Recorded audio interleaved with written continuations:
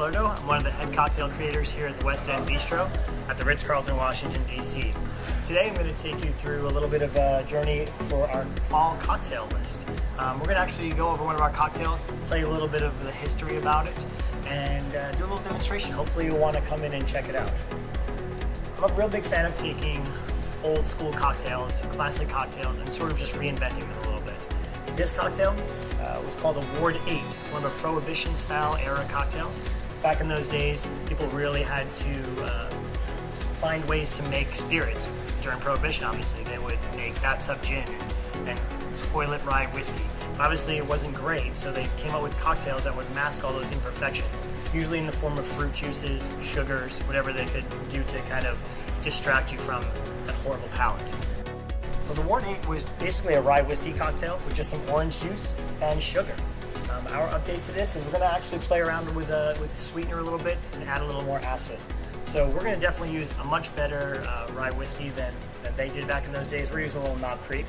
We're going to go 2 ounces of that.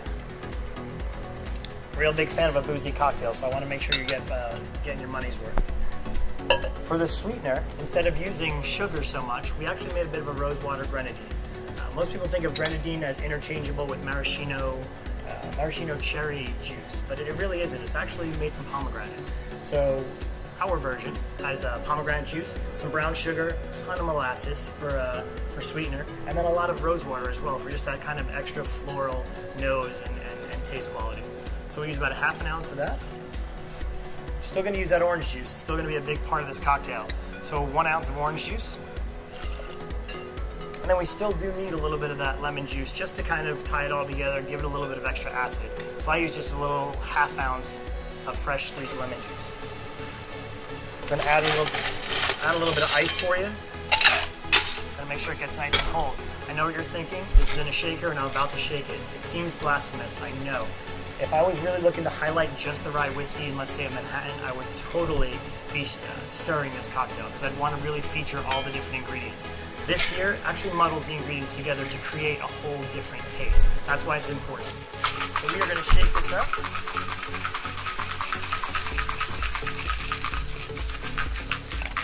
Nice little coupe glass. And voila. Our little twist on a garnish here, I just like to add a little bit of raw fennel. It's really more for aromatics. It's not much doesn't do much in the taste, but in this really great coupe glass, you really do get to smell everything as you're tasting it. So it's a really great little aromatic twist. Cheers.